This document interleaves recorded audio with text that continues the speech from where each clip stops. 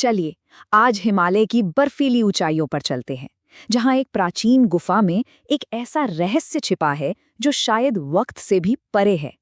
ये कहानी है अमरनाथ गुफा के उन अमर कबूतरों की, जो आस्था और चमत्कार की एक जीती जागती मिसाल माने जाते हैं। तो सवाल ये उठता है कि क्या सच में हिमालय की किसी गुफा में अमर कबूतर रहते हैं? मतलब क्या ये सिर्फ एक लोक कथा है जो सदियों से चली आ रही है, या फिर उस पवित्र गुफा में वाकई ऐसे जीव हैं जिन्होंने सृष्टि का सबसे बड़ा रहस्य सुन लिया था? तो चलिए इस रहस्यमयी सफर पर आगे बढ़ते हैं और सच के थोड़ा और करीब जाने की कोशिश करते हैं। अगर हम पौराणिक कथाओं की माने तो इसका जवाब है हाँ, और ये कहानी हमें सीधा ले जाती है पवित्र अमरनाथ गुफा तक, जो हजारों फीट की ऊंचाई पर है। एक ऐसी जगह जहां कहते हैं आज भी चमत्कार होते हैं। तो ये पूरी कहानी आखिर शुरू कहाँ से होती है? इसकी शुरुआत होती है एक देवी के अनुरोध से, एक ऐसी खोज से जो अमरता के रहस्य से जुड़ी थी। हुआ ये कि देवी पार्वती ने भगवान शिव से वो ज्ञान मांगा जिसे अमर कथा कहते हैं। ये सिर्फ कोई कहानी नहीं, बल्कि अमरता और अनंत जीवन का वो रहस्य था जो किसी को भी जन्म और मृत्यु के चक्र से हमेशा के लिए मुक्त कर सकता है।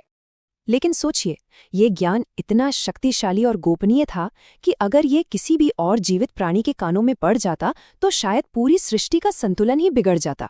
इसलिए भगवान शिव के लिए ये पक्का करना बेहद जरूरी था कि इसे देवी पार्वती के अलावा कोई और न सुने। और बस इसी गोपनीयता को बनाए रखने के लिए शिव एक ऐसी यात्रा पर निकल पड़े जो त्याग की मिसाल बन गई। एक रहस्य को बताने के लिए उन्होंने लगभग पूरी दुनिया का ही त्याग कर दिया। और ये कोई मामूली यात्रा नहीं थी। हर एक पड़ाव पर शिव अपने किसी प्रिय अंश को पीछे छोड़ रहे थे। सबसे पहले पहलगाम में उन्होंने अपने वाहन नंदी को विदा किया।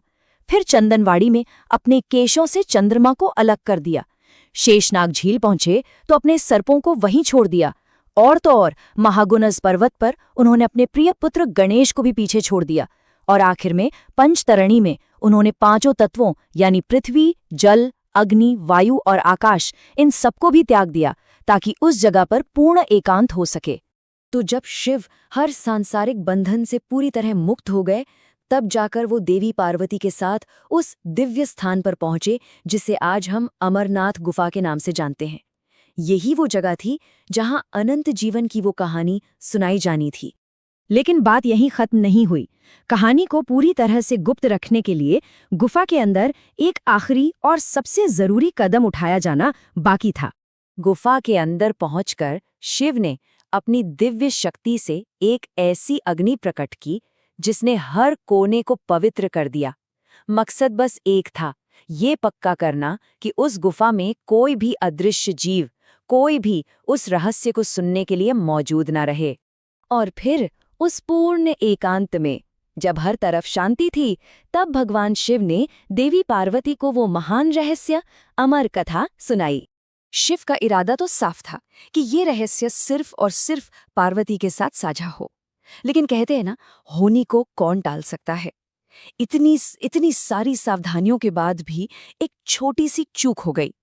गुफा में कहीं छिपे हुए कबूतरों के एक जोड़े ने वो पूरी अमर कथा सुन ली, और बस उसी एक पल ने उन साधारण से कबूतरों को हमेशा के लिए बदल दिया। वो उस दिव्य घटना के शाश्वत साक्षी बन गए। एक ऐसी जीती जागती विरासत जिसकी कहानी आज भी जिंदा है।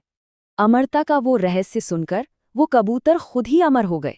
अनजाने में ही सही, पर उन्हें वो वरदान मिल गया जो जन्म और मृत्यु के बंधन से परे हैं। और देखिए, ये सिर्फ कोई पुरानी कहानी नहीं है। मान्यता ये है कि वो अमर जोड़ा आज भी उसी गुफा में रहता है। उन्हें उस दिव्य घटना का जीता जागता सबूत माना जाता है। और कमाल की बात तो ये है कि आज भी कई तीर्थयात्री ये दावा करते हैं कि अमरनाथ यात्रा के दौरान उन्होंने उन सफेद कबूतरों को अपनी आंखों से देखा है। जरा सोचिए, ये गुफा समुद्र तल से लगभग 3888 मीटर की ऊंचाई पर है।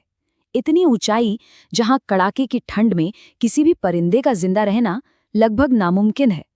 तो ऐसी जगह पर कबूतरों के एक जोड़े का मिलना, इसे चमत्कार नहीं तो और क्या कहेंगे। तो आखिर में सवाल वहीं आके रुक जाता है कि अमरनाथ के ये कबूतर आखिर क्या है? क्या ये सिर्फ एक पौराणिक कथा है, एक चमत्कार, या फिर उस दिव्य रहस्य का कोई जीता जागता सबूत? खैर, इसका जवाब शायद विज्ञान के पास नहीं, बल्कि हर किसी की अपनी आस्था में छिपा है। ये सोचने वाली बात है ना?